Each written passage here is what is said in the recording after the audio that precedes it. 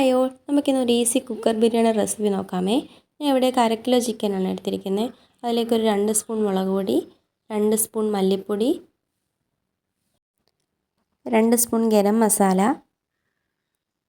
1/2 spoon മഞ്ഞൾപ്പൊടി, 2 spoon കുരുമുളക് പൊടി, ആവശ്യത്തിന് ഉപ്പ്.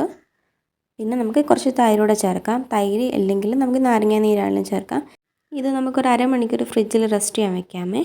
ഇതിലേക്ക് ബിരിയാണിക്ക് ആവശ്യമായിട്ടുള്ളത് ഇഞ്ചി, വെളുത്തുള്ളി, പച്ചമുളക്. ഇത് നന്നായിട്ട് മിക്സിയുടെ ജാറിലൊന്ന് ക്രഷ് ചെയ്തെടുക്കുക, ഒത്തിരി അരഞ്ഞു പോലെ. സവാള, തക്കാളി, ഇത്രയാണ് വേണ്ടത്. ഇനി നമുക്കൊരു കുക്കറിലേക്ക് അല്പം നെയ്യ് ചേർക്കാം. ഞാൻ അതിൻ്റെ കൂടെ ഓയിലും കൂടെ ആഡ് ചെയ്യുന്നുണ്ട്.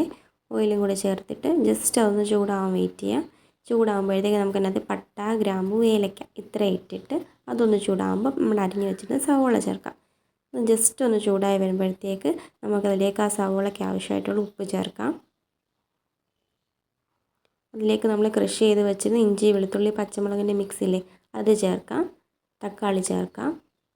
ഇത്രയും ചേർത്ത് നമുക്ക് നന്നായിട്ടൊന്ന് മിക്സ് ചെയ്ത് കൊടുക്കാം. എന്നിട്ട് നമ്മൾ റെസ്റ്റ് ചെയ്യാൻ വെച്ചിട്ട് ചിക്കൻ നമുക്ക് ഇതിലേക്ക് ആഡ് ചെയ്യാം.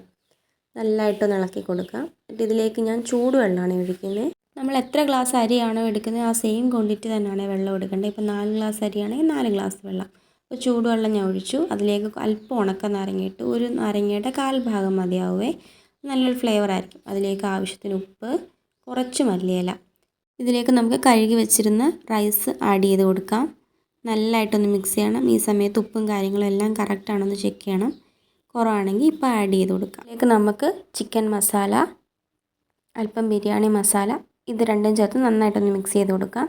നമുക്ക് കുക്കർ അടച്ചു വെച്ചിട്ട് ഒരു വിസിലിന് വേണ്ടി വെയിറ്റ് ചെയ്യാം. ഒരു വിസിൽ വന്നതിന് ശേഷം നമുക്ക് ഗ്യാസ് ഓഫ് ചെയ്യാം. പക്ഷേ ഈ കുക്കറിൻ്റെ അടപ്പ് തുറക്കരുത്. നമ്മളൊരു 20 തൊട്ട് 30 മിനിറ്റ് വരെ വെയിറ്റ് ചെയ്യണം. അതിനുശേഷം നമുക്ക് ഓപ്പൺ ചെയ്തിട്ട് വെന്തോന്ന് നോക്കാം. വെന്തിട്ടില്ല എങ്കിൽ ഇങ്ങനെ തന്നെ അടച്ച് കുറച്ച് നേരം കൂടെ വെയിറ്റ് ചെയ്താൽ മതി. നന്നായിട്ട് വെന്തേ നമ്മുടെ ഈസി കുക്കർ ബിരിയാണി റെസിപ്പി. എല്ലാവരും ഒന്ന് ട്രൈ ചെയ്ത് നോക്കണം. ഈസി അല്ലേ?